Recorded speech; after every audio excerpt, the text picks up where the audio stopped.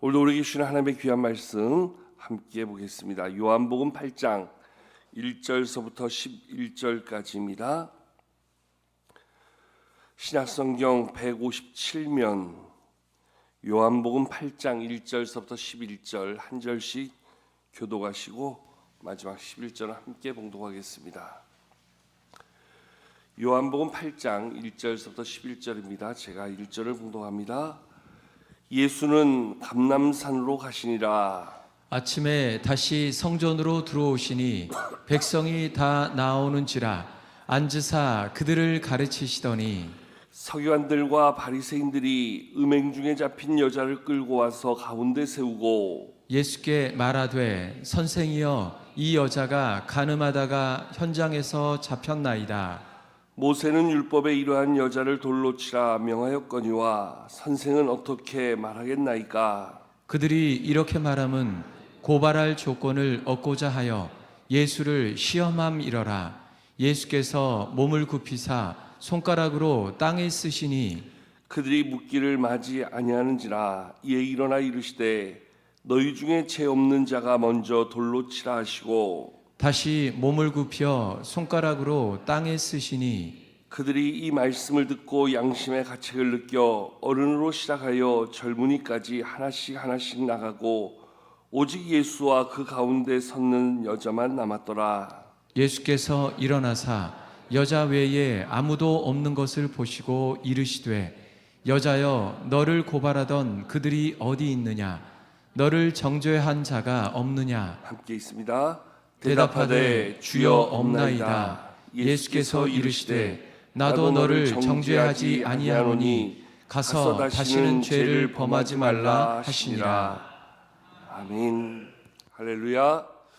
오늘 8번째 날입니다. 오늘도 하나님의 은혜 가운데 함께 하시고 또 10월을 마무리하는 마지막 날 하나님의 은혜 가운데 한 달을 잘 마무리하고 또 새해 11월을 다시 기도 가운데 잘 준비하는 오늘 이 하루가 될 수 있기를 축복합니다.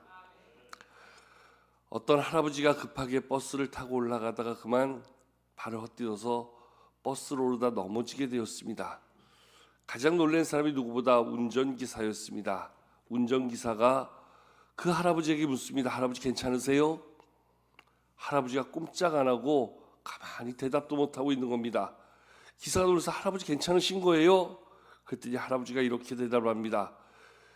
지금 아픈 게 문제야? 창피해 죽겠는데. 할아버지에게도 사람들이 보는 시선에 대한 수치스러움은 똑같았나 본다 이야기할 수 있지요.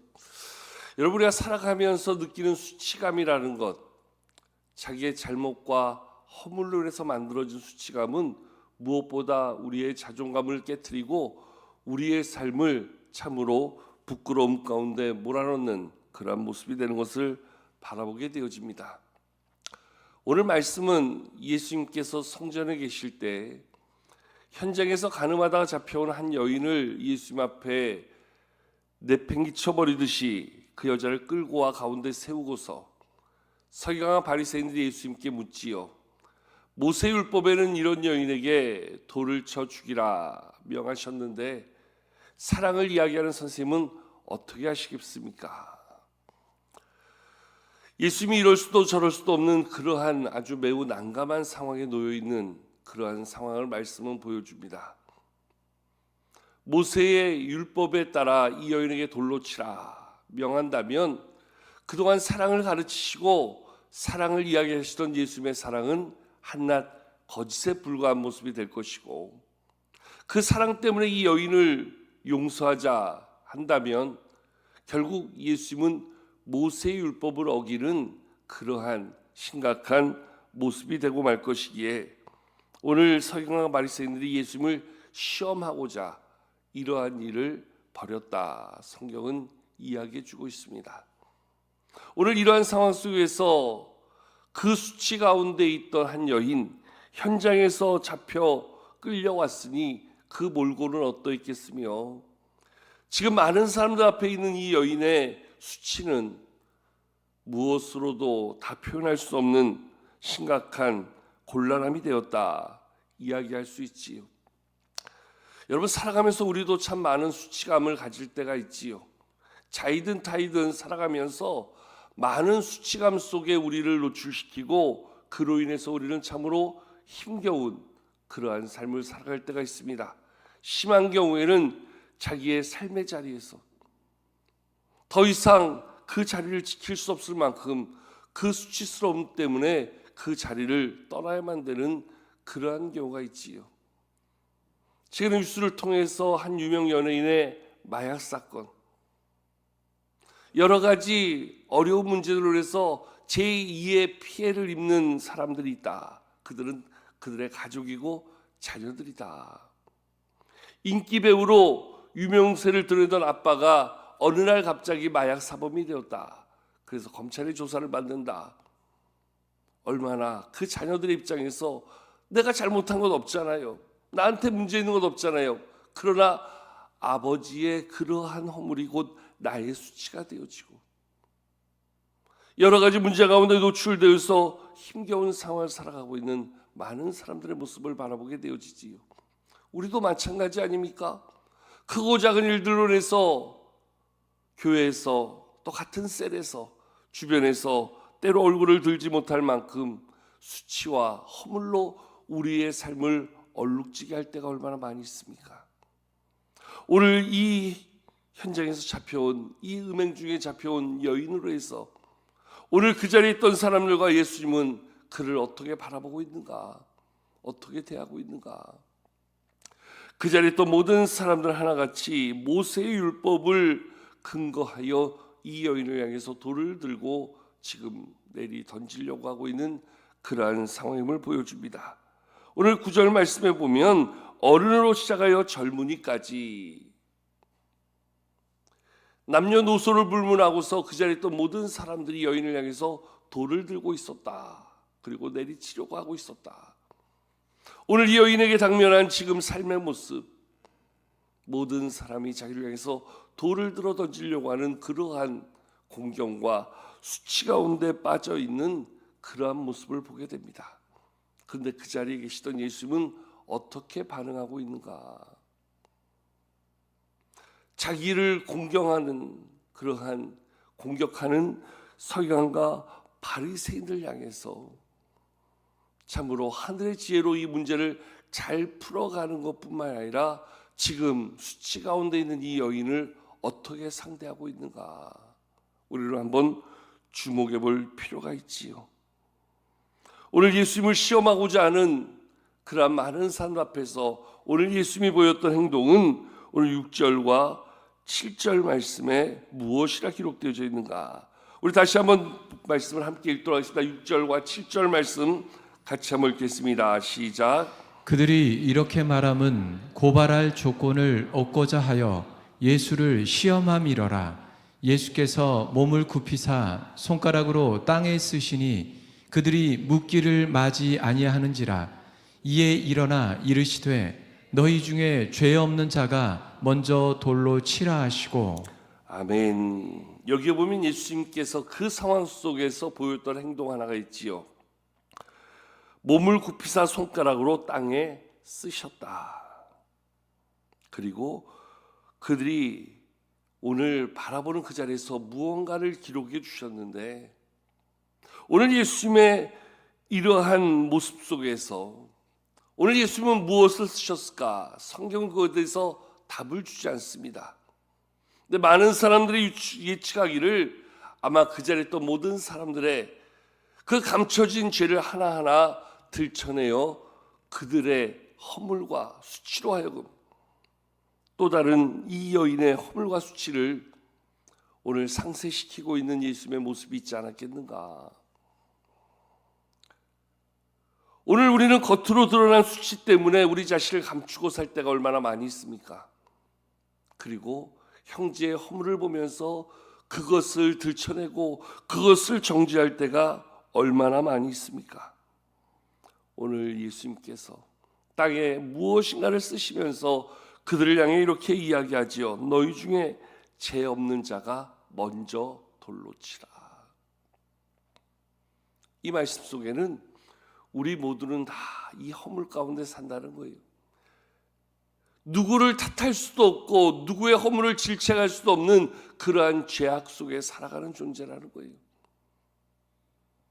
내가 하나님께 받은 용서를 생각한다면 누구의 허물도, 누구의 상처도, 누구의 수치도 함부로 말할 수 없는 그러한 사죄의 은혜 가운데 우리는 살아가는 자들이다. 한마디로 우리의 새로운 정체성을 알려주고 있는 오늘 예수님의 모습이 말씀에 있다라고 이야기할 수 있지요. 특별히 8절에 보면 다시 몸을 굽혀 땅에 또 손가락으로 무엇인가를 쓰셨다 이야기합니다. 그러자 그 자리에 있던 사람들은 그 말씀을 듣고 양심의 가책을 느껴서 그 자리를 나갔다 이야기합니다. 그 넓은 자리에 예수님과 이 여인 오직 둘만이 그 자리에 남아있을 정도로 예수님께서는 그 자리에 있던 모든 사람들을 다 물리쳐 주시는 은혜를 베풀어 주시지요. 그리고 나서 이 여인을 향해서 묻지요. 지금 너를 고발하던 그들이 어디 있느냐? 너를 정죄하던 자가 어디 있느냐? 이 여인이 둘러보며 이야기합니다. 없습니다. 아무도 없습니다.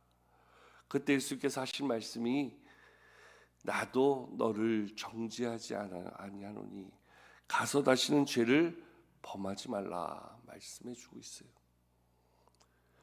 여러분, 오늘 이 여인을 향해서 돌을 들어 치려했던 사람들과 이 여인의 허물을 덮어주면서 돌을 들고 있던 모든 사람들을 물리쳐 주시고 이 여인을 향해서 예수님이 주시는 최고의 위로의 한마디, 나도 너를 정죄하지 아니한다.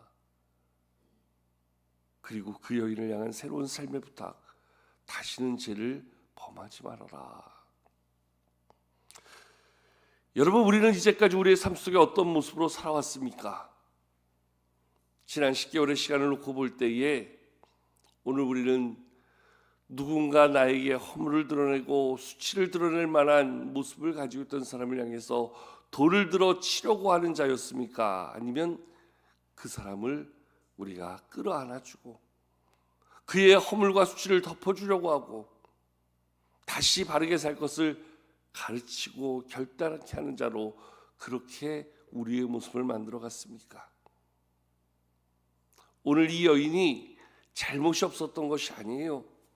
문제가 없었던 게 아니에요. 이 여인에게 있어서 이 여인이 당할 만한 수치는 너무나 당연한 모습이었을지 몰라요. 그런데 이 여인을 향해서 바라보는 시각은 너무나 달랐다는 거지요. 돌을 치려고 했던 모든 사람들과 그들을 물리쳐 주시며 이 여인을 다시 한번 위로와 용기로 세워주시는 예수님의 모습, 그 모습 속에서 과연 나는 어느 편에 설 때가 많았는가, 어떤 모습을 가지고 살아갈 때가 많았는가. 여러분, 가만히 보면요, 교회 안에서도요, 누군가의 연약함이 드러날 때, 누군가의 허물이 드러날 때, 누군가의 그러한 상처가 드러날 때 가만히 보면 우리도 그 허물을 감춰주고 허물을 덮어주고 허물을 싸매어주는 자가 아니라 오히려 그것을 많은 사람들에게 가십거리로 이야기하고 그 허물을 가지고 우리가 더 질책을 하며 그의 허물의 상처를 더 많이 꺼내놓는 그런 경우들을 보게 되어지지요. 그래서 우리가 셀로 모이고 셀 예배를 드리고 말씀의 나눔을 하는데 여러분 한번 가만히 보세요. 내가 나의 허물을 드러냈을 때, 내가 나의 연약함을 드러냈을 때 누군가 이야기를 듣고 나를 이해해주고 나를 용납해주고 나를 끌어안아주고 나를 위해 중보해주고 나를 덮어줄 수 있는 사람들인가? 아니면 나의 그 허물을 이야기할 때, 나의 상처를 이야기할 때 그것이 사방팔방으로 이야기가 옮겨져서 나를 더 힘들게 하는 그런 모습이 될까? 그것을 바라보는 우리의 마음은 사실 후자에 더 가까워요. 그러다 보니까 우리가 우리 마음속에 있는 진실한 고백을 나누고 싶어도 나눌 수 없어요. 왜요? 내가 이 얘기했다가 나중에 또 무슨 일을 당하려고, 내가 이 얘기했다 나중에 또 무슨 그러한 이야기를 겪게 될까? 그 두려움 때문에 정말 나눠야 될 이야기, 정말 함께 기도해야 될 우리 안에 있는 삶은 꼭꼭 감춰두고 우리는 그저 포장된 이야기로 우리의 나눔을 이야기하고 우리의 고백을 이야기하다 보니까 우리의 기도도 포장된 기도를 할 수밖에 없는 것이고, 결국 하나님의 역사심도 늘 우리의 마음 중심에 있는 그 감춰진 이야기 때문에 늘 역사도 포장되어질 수밖에 없는 한계를 보게 되어진다는 거예요. 여러분, 적어도 교회는 세상과 달라야 되잖아요. 적어도 믿는 사람들은 세상과 달라야 되잖아요. 하나님을 믿는다면서도 여전히 우리는 어떤 모습으로 우리의 형제를 바라보고 어떤 태도로 우리의 삶 속에서 우리는 그 연약한 자들을 바라보고 있는가? 오늘 말씀에도 이 여인을 끌고 왔던 사람이 누굽니까? 오늘 말씀에 보면 3절 말씀에 서기관과 바리새인들이다. 그들은 율법에 있는 하나님의 말씀을 가지고 이 여인을 정죄하려고 했어요.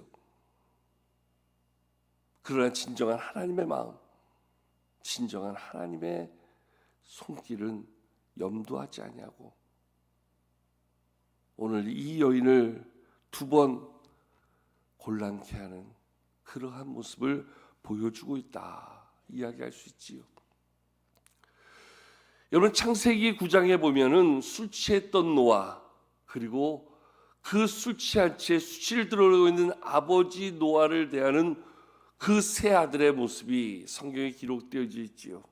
제일 먼저 그 술 취해서 하체를 드러내고 있는 아버지의 허물을 바라보고 그리고 그것을 떠벌렸던 둘째 아들, 그 함의 모습이 성경에 기록되어져 있습니다. 아버지의 그 수치스러운 모습을 다른 형제들에게 발설하면서 우리 아버지가 지금 이렇게 추태를 부리고 있다. 지금 아버지의 몰골은 이런 상황이다. 그런데 그 이야기를 전해들은 또 다른 아들들 셈과 야벳은 어떠한 모습을 보여줍니까? 수치를 들어오고 있는 아버지의 모습을 애써 보지 않으려고 뒷걸음질 쳐 들어가서 자기들의 겉옷으로 아버지의 수치를 덮어주고 있는 이 셈과 막내 야벳의 모습. 여러분, 가만히 보면 이 모습이 우리 교회 공동체의 우리의 모습임을 바라보게 되어집니다. 누군가의 허물과 상처를 애써 드러내고 그것으로 많은 사람들에게 그를 더 수치스럽게 만드는 그러한 모습을 만들어가는 사람이 있는가 하면 누군가의 허물과 누군가의 약함을 끌어안아주고 덮어주고 그를 품어주고자 하는 그러한 이의 모습. 누구의 모습이 많을수록 좋은 교회입니까? 어떤 사람이 많을수록 그 교회가 진정한 사랑의 교회입니까? 여러분, 우리는 다시 한번 나를 돌아봐야 됩니다. 우리 예수님이 보였던 모습이 무엇이었는가? 우리 자신을 돌아보고 정말 주님을 닮아가는 삶, 그리고 나의 허물과 수치를 가려주신 그 놀라운 사랑 앞에 다시 한번 감격하여 우리도 그와 같은 삶을 배우고 따라가는 모습 속에서 진정한 성도의 모습, 진정한 교회의 모습이 있다, 이야기할 수 있지요. 노아의 세 아들들의 이야기를 말씀드렸는데 결국 노아가 술에서 깨어 잠에서 일어난 뒤에 그가 어떠한 태도를 취합니까? 자기의 수치를 드러냈던 함, 그 아들을 저주합니다. 그리고 자기의 허물을 덮어있던 그 셈과 야벳을 축복하고 있는 모습, 그것은 단순히 아버지가 아들의 허물을 보면서 저주하고 아들의 그 마음씀을 보면서 축복하는 것으로 끝나지 아니하고 결국 그것이 오늘 우리의 삶에 드러나는 하나님의 모습, 하나님의 손길임을 우리 가운데 보여주고 있다, 말할 수 있는 것이지요. 오늘도 저와 여러분들의 삶 가운데 나의 허물과 수치를 덮어주신 예수님, 그리고 이제 그 예수님을 따라서 우리가 어떻게 살아가야 될 것인가, 오늘 말씀이 우리에게 그와 같은 교훈을 던져주고 있는 것이지요. 오늘도 이 하루를 살아가면서 우리 자신도 너무나 많은 허물에 또다시 노출될 수밖에 없어요. 그리고 우리는 또다시 누군가의 허물을 볼 수밖에 없는 그러한 자리에 서게도 될 것입니다. 여러분, 이율배반적인 삶으로 우리를 만들지 마십시오. 나의 허물과 수치는 누군가 덮어주길 원하면서 형제의 허물과 수치는 여전히 끄집어내고 폭로하고 그를 지적하고자 하는 그 모습이 얼마나 이율배반적인 삶입니까? 내가 그 수치를 덮어주고자 하는 그러한 사랑을 받고자 하는 마음, 그만큼 우리도 누군가에게 그러한 사랑을 실천하는 것. 그래서 오늘 예수님께서 이 여인에게 하시는 말씀이 마지막 무엇이라고 해야 합니까? 나도 너를 정죄하지 아니하노니 가서 다시는 죄를 범하지 말라. 이 죄를 범하지 말라, 이 말에는 두 가지 의미가 있다고 생각됩니다. 첫째는 다시는 그런 죄 짓지 말아라 하는 것이고, 거기에 또 다른 하나는 이제 너도 저들처럼 누군가의 허물을 들춰내고 돌을 들어 치료하는 자가 아니라 오늘 나를 따라서 누군가의 허물을 덮어줄 수 있는 자가 되자 하는 그러한 당부의 권면이라 이야기할 수 있지요. 우리가 이러한 삶을 살 때 여기에 진정한 하나님의 마음이 만들어지며 하나님의 나라가 세워지며 하나님의 역사가 있는 귀한 공동체가 될 수 있을 것입니다. 누구라도 허물을 가지고 나왔을 때 그를 안아줄 수 있는, 그를 품어줄 수 있는, 그를 섬겨줄 수 있는 그러한 사랑의 삶이 우리를 통해서 우리 가운데 이루어지는 하나님의 마음, 하나님의 손길 될 수 있는 그러한 삶으로 우리가 다시 한번 주님의 귀한 사랑 앞에 나아가고 그 사랑의 실천자 될 수 있기를 주의 이름으로 축복합니다.